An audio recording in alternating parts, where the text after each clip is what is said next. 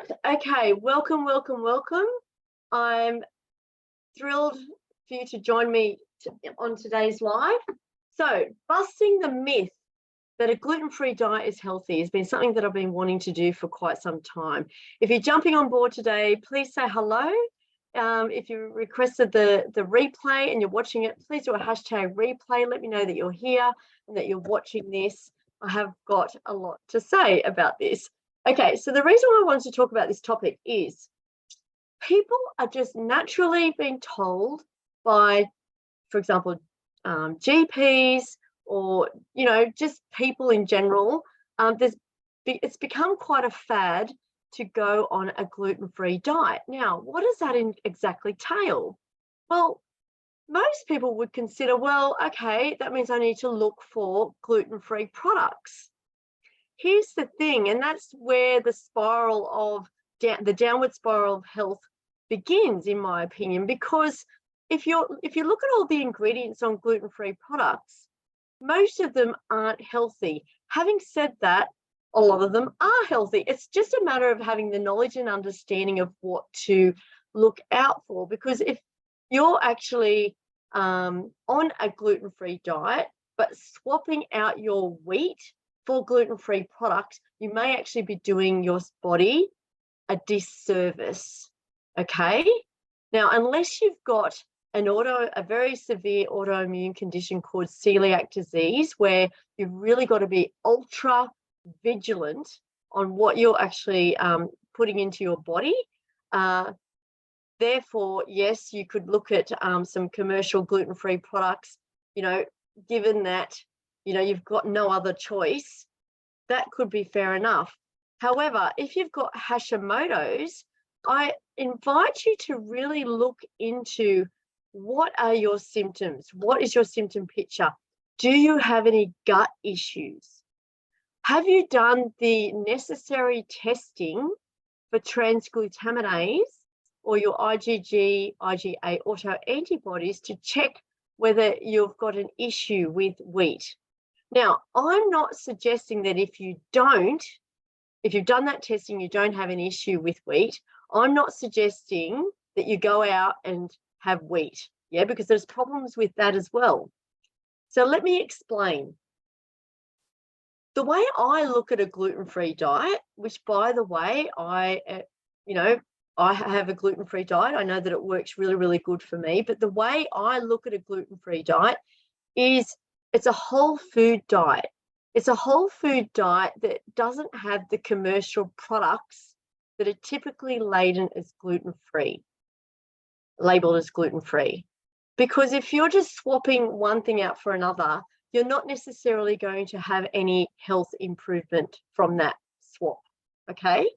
So there's gluten-free and then there's gluten-free, right?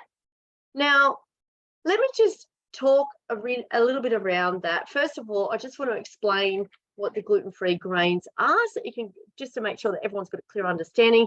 Sorghum, oat, millet, teff, amaranth or tapioca, quinoa, rice, potato flour, buckwheat. So buckwheat, a lot of people get confused. It is actually a gluten-free grain. It's actually a fruit, in fact.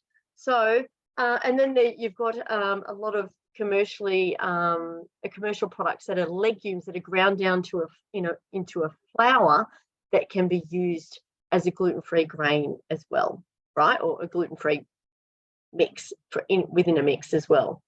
Okay, so wheat by its very nature is inflammatory. It is very difficult to digest. The gliadin and the glutenin, which is the peptides within the wheat molecule. And many people have a non-celiac wheat intolerance or a wheat intolerance, meaning that they would do very well on a gluten-free diet. The other thing to really take note on is Hashimoto's, which is an autoimmune disease that affects the thyroid gland, is often paired with celiac disease or gluten intolerance because one often trickles to the other. So as a preventative measure of having further issues down the track, as a naturopath practitioner who specialises in thyroid wellness, I will typically recommend a gluten-free whole food diet for someone that I'm working with. Having said that, I'll always drill down into what's going on in their digestive system, because we want to know whether there's any inflammation, whether there's any issues with the microbiome, and what else is going on, to see, because there's no one size fits all. So we really need to, in my opinion, get a really clear vision of what's actually going on for you as an individual, right?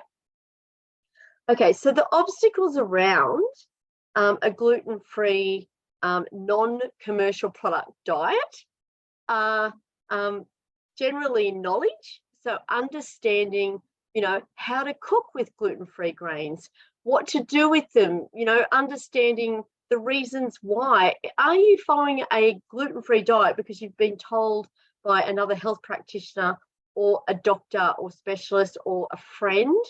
Or you just thought that, it seems to be in the literature and it kind of, people talk about it. If you've got Hashimoto's, you've got to go on a gluten-free diet, right? So if that's the case, and you're just, buying the gluten-free products, I'm telling you now, it's not the best way to go for many reasons, not dissimilar to having a non-gluten, a typical Western diet, which typically has a lot of those types of stored, processed foods. Yeah. So processed foods, so anything that doesn't look like it's grown from the ground is technically a processed food. Okay. So the obstacles are often knowledge. The other one is time. I hear that a lot. I don't have time to make my own bread. I don't have time to research. I don't have time to do this or that. If you've got a debilitating health condition, which is actually impacting your energy levels, impacting your sleep, potentially setting yourself up for even further autoimmune diseases in the future, it's impacting your clarity, your focus, your mental fog, and levels of inflammation, which are showing up in other areas of your body, such as your joints or digestive system, as an example. Well, I'm just going to be clear, prioritizing some time when you have the knowledge to know what to do for yourself is absolutely crucial, because what else can be more important than doing the goods for your body, setting yourself up for awesome health for the rest of your life? Yeah. So it's a little bit of a challenge there. Now, if you've got 5 kids and 2 jobs and all of that, yeah, you'd be forgiven to potentially not be able to prioritize, but that's where I can help you to just really see where we can work smarter, not harder, right, with things for your health and wellness. Yeah. And then the other factor that I find people often see or clients often see as an obstacle is certainty.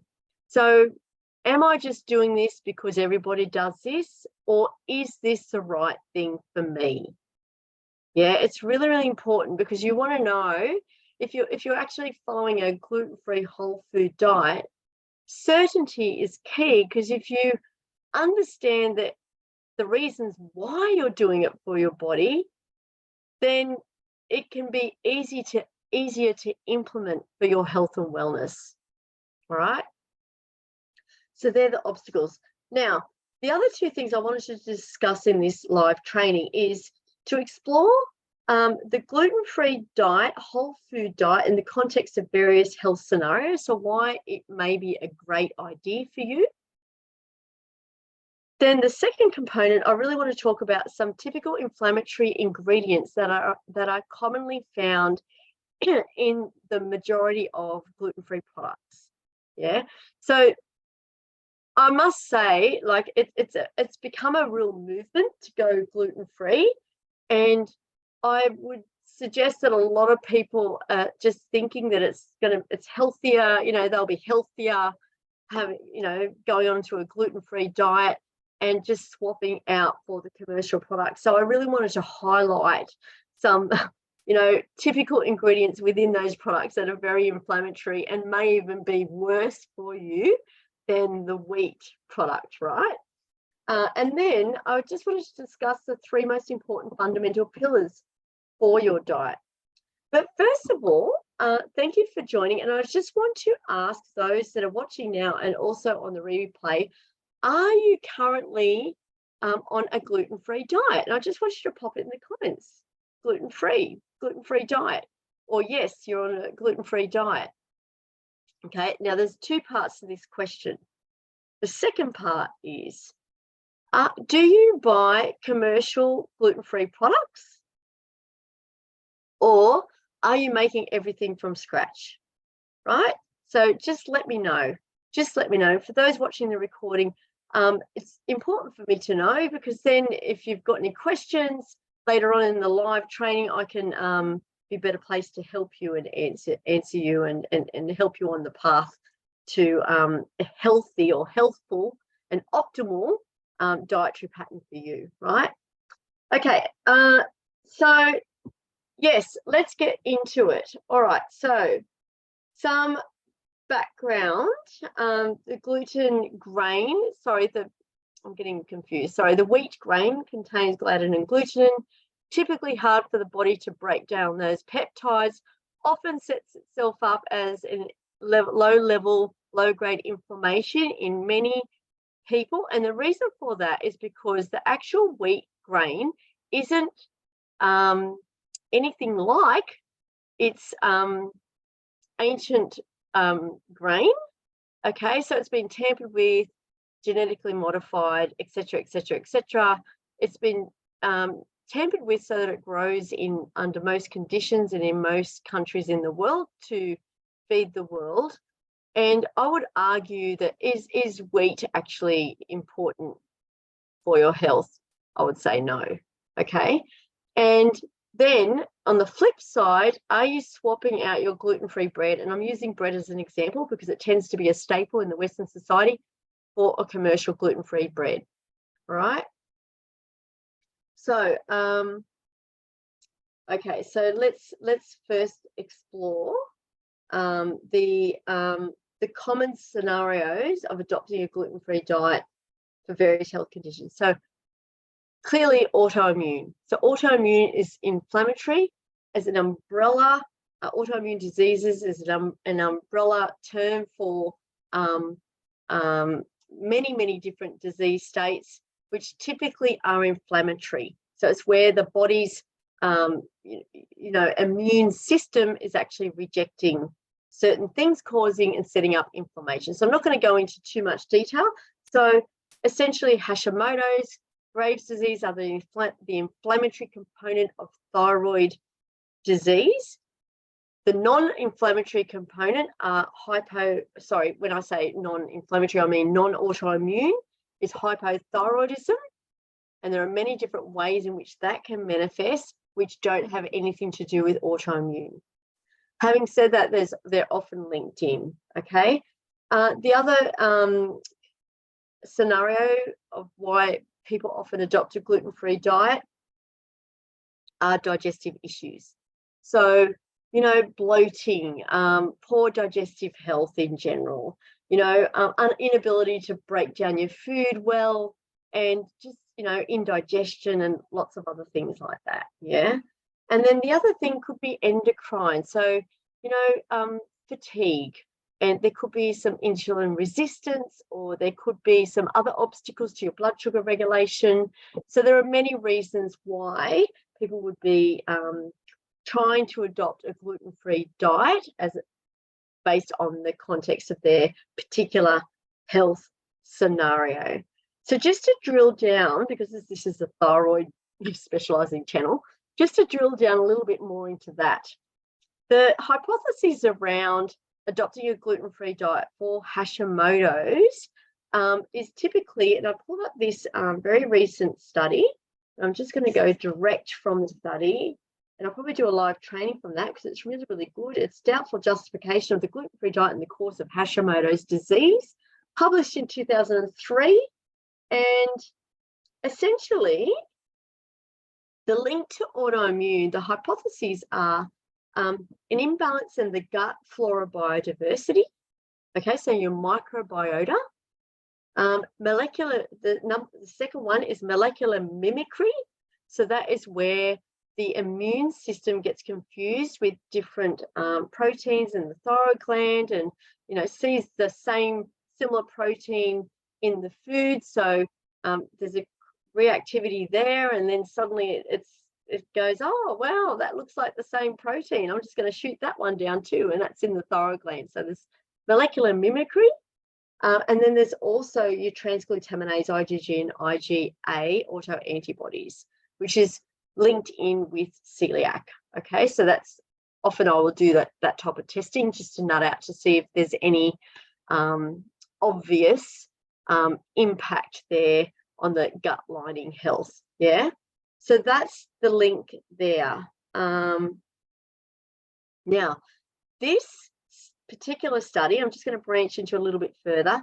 This particular study concludes that there is doubtful justification of a gluten-free diet. However, when you actually read the study, I actually align with this study, because what they talk about is that where people get better results is an anti-inflammatory diet. So having your whole foods, your not dissimilar to a Mediterranean style diet. Having said that, I would also argue that, omitting wheat from the diet would be advantageous for you, because you can get all your other types of, carbohydrates and elements for your microbiome through many other sources, as opposed to just relying on wheat as an example of that. So that's a really good study. And there was an actual level of research which had positive effects on a gluten-free diet for those with Hashimoto's in terms of bringing down the autoantibodies. But these people did have the transglutaminase IgG and IgA autoantibodies, and that's where you can see that there is a link to celiac or digestive issues. Okay, so that was quite interesting as well. So it kind of really throws up why it's really important to look at you as an individual and your own specific signs and symptoms and what's actually going on for you. Okay, and that's why crafting your own tailored dietary and lifestyle blueprint is so important, because if you're just swapping one out for the other and not getting the results, well, there could be a very good reason for that, because it's not actually aligning with your body, and it might be setting up more inflammation in the digestive tract and for your thyroid gland, which is trying to cope with the level of inflammation. Okay, so if you're the other thing I'd love to know is, do you have the certainty on your diet? Do you feel that it's actually working for you? So drop it in the comments. If you're certain, just say, yes, I'm 100% certain that what I'm doing for my body is working really, really well. So that's great. And that might be, that particular diet for that person may actually cause issues in someone else's body. Okay, and there's a lot of different reasons for that. All right, so let's get back to, okay, I just wanted to talk a little bit about gut issues. So gut issues, typically if anyone has bloating, indigestion, poor bowel movements, I would typically get them off the known inflammatory foods to do a bit of a gut cleanse, or a gut reboot. So if that's something that you're interested in, whether or not you have Hashimoto's, if you've got a sluggish thyroid, or if you're doing all of the things, taking your thyroxine medication, but you've still got some gut issues, I'd like you to type gut issues. Yeah, I'd like you to type gut issues, because I can help you, within a short span of time, we can get some headway. Now, that doesn't mean that everyone can get some headway in a short span of time, but we can certainly look at what you're eating based on your symptoms to clear out some obvious areas, right? So if that's something that you're interested in exploring over a period of 4 weeks, just to really set you up to craft your own dietary and lifestyle blueprint, just write gut issues, because I've got a brand new thyroid balancing kickstart program, which is 4 weeks, and it is designed to really, kickstart your health in the right direction. And that will encompass to help fill in the gaps on knowledge, help you with your time management, and also certainty around why you're doing what you're doing. Okay, so that's something that you'd like some help on. Just write type gut issues and we can get you onto that. All right, so now I'm going to go on to typical inflammatory ingredients that are in the commercially produced gluten-free products. So there's two sides here. First of all, there's the numbers. There's the numbers, which are the fillers and the thickeners, the things that keep the shelf life. So I use an example in the write-up leading into this live, 1442, which is the hydroxypropyl distarch phosphate, which is modified tapioca. So if you just see modified tapioca without looking up the number, you're forgiven, because, not everyone's going to see the numbers. But other typical ingredients are 464 and 466, which are thickeners. Now, they are, they're synthetic. They're synthetic compounds which help. This is what I just will say. This is why sometimes if you've attempted to make your gluten-free homemade bread and you've not been happy with it, and then you've resorted to going back to the shop bought bread, this is why the shop bought bread can be a little bit more spongy. Yeah, because they've got these types of stabilizers and thickeners and additives in there.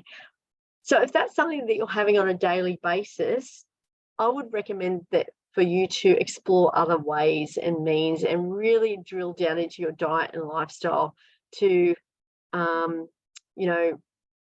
choose some other products. And if that's something you need help with, just type help, and then I can help you with that.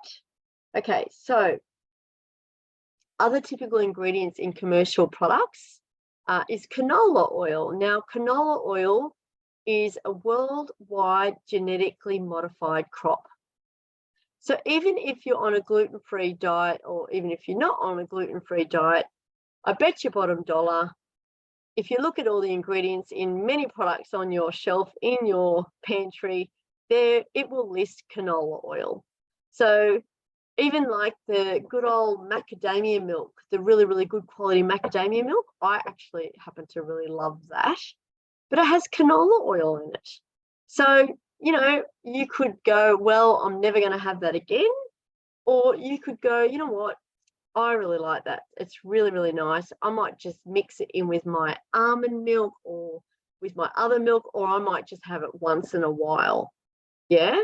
So there's always a scenario where we look at the risk-benefit ratio, and does it compose of 20% of your diet or 80% of your diet?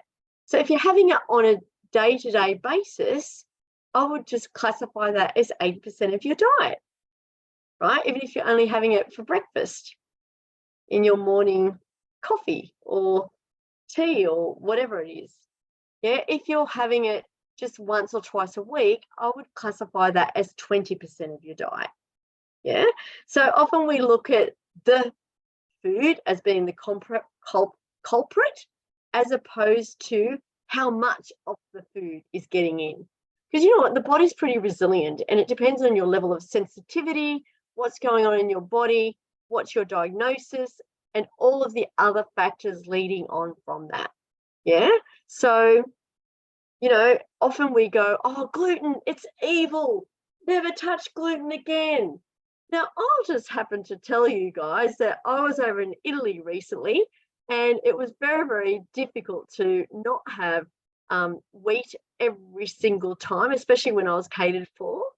And I was absolutely fine. Would I then take that information and say to myself, okay, I can have wheat now? Absolutely not, because the body's pretty resilient, but over time it may break down. So knowing your level of your threshold or your level of sensitivity is absolute gold. That's really great information, and that's something that you probably, if you really connect into your body and with some support and guidance, that's something that you will just get to know. So for me, I was in Italy, and I'm just going to broaden that picture a little bit. There are some other foods that I typically don't have that kind of came in. I can mention them, but there's no point because there's no one size fits all. And I'm talking about this as an example specific to me.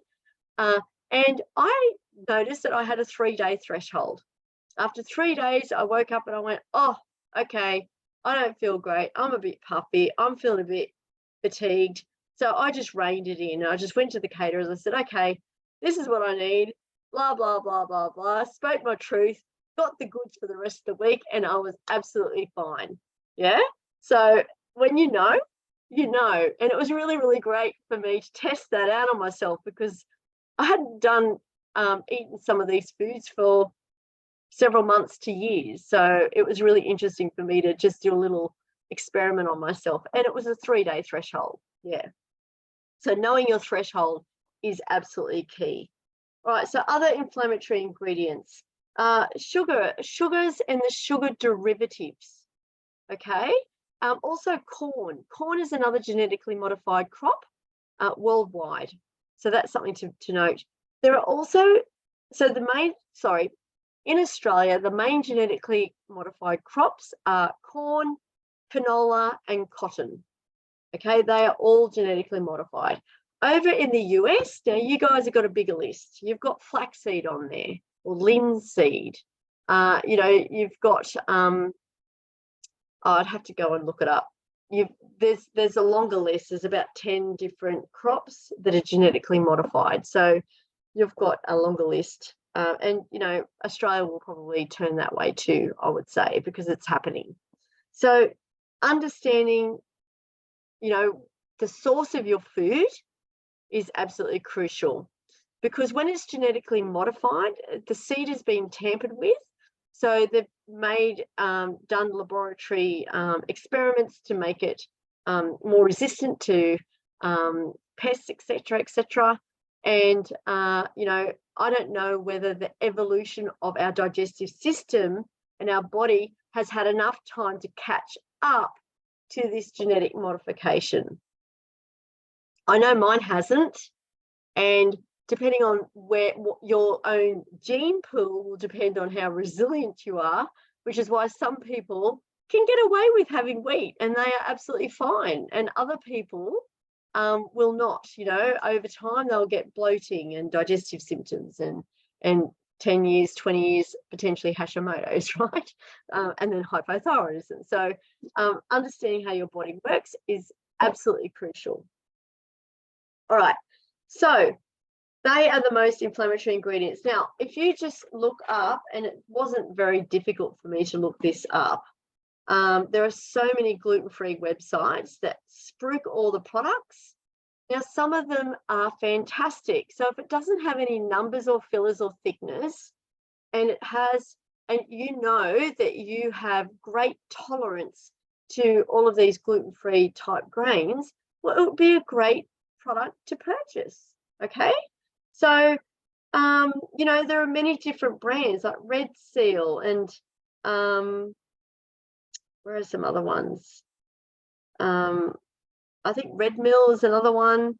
There's many different, I could go through here, but there's many different, Honest to Goodness, they're a great Australian brand that have really good gluten-free grains that are really, that are organic, and they're made really well. So do your research. If you're requiring help with your research, type the word research, and I can help you with that.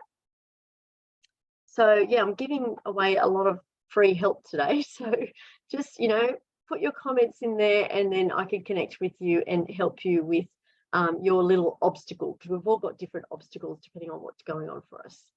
All right.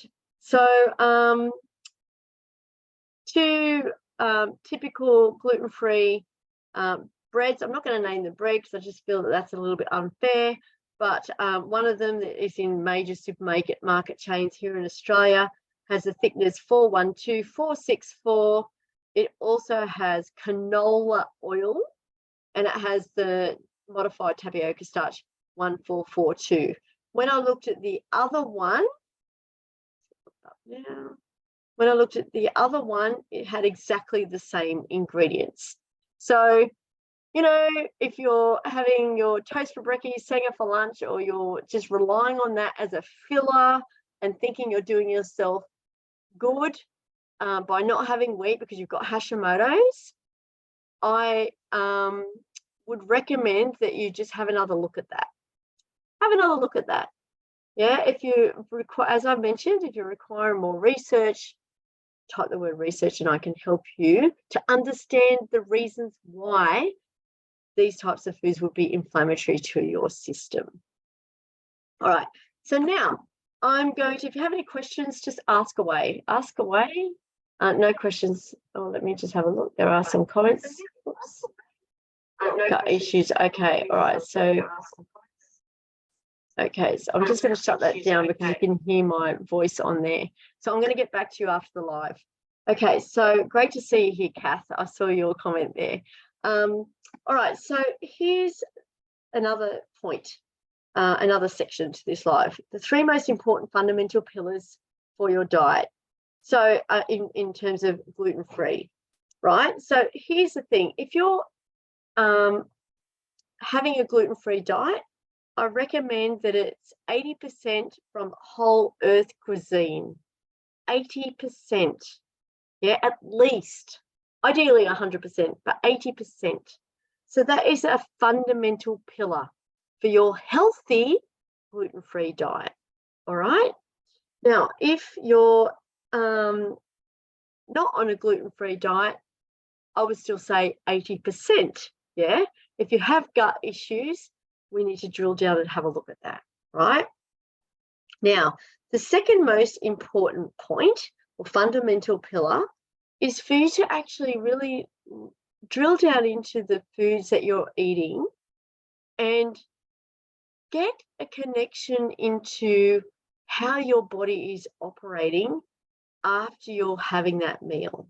So if you're having that meal and within half an hour you need to go and have a nap, I would say there's an issue. If you're having that meal and within half an hour you've got some bloating, you've got some indigestion, or you're feeling quite lethargic, I would say that there's a problem. If you're, eating X, Y, Z, and there's a question mark, you're not really sure why, you're just having it because it tends to be the popular thing to do, well, I would recommend that you dig deep and get to understand why, right? So the second most important pillar is just really getting or improving the connection to why you're having what you're having, and how is that showing up in your body as a symptom, or how understanding the why. Yeah, it's really, really important. And then the third pillar is purely focused on your digestive health. Now, our digestive system is the seat of transfer between the outside environment in terms of food and our internal matrix. So if any area of our digestive system has broken down or is not working optimally, that over time, that will start off as some chronic low-grade inflammation, and over time can set you up for absorption issues, inflammatory issues, issues with your microbiome, small intestinal bacterial overgrowth issues, and potentially Hashimoto/thyroid issues, disease, or any other type of autoimmune disease, because we only get away with it for so long. And if you're taking a medication to mask your symptoms, that doesn't mean that you're resolving the issue. It just means that you're resolving your symptoms. the issue still remains, and it may actually be worsening, but you're unaware of it because you're taking the medication to resolve your symptoms. So again, just to reiterate, the three most important fundamental pillars for your diet is: 1, to have 80% whole earth cuisine; 2, to understand why you're having what you're having, i.e., is this the right dietary blueprint for you?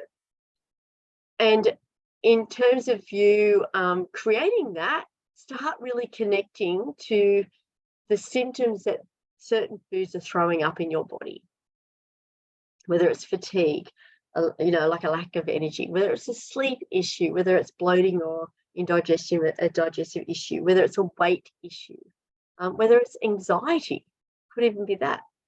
And then the third fundamental pillar for your dietary, the choice in your diet, is your digestive system impact and the threshold on your digestive system as well, right? So at what level can you have XYZ before it actually shows up as a symptom?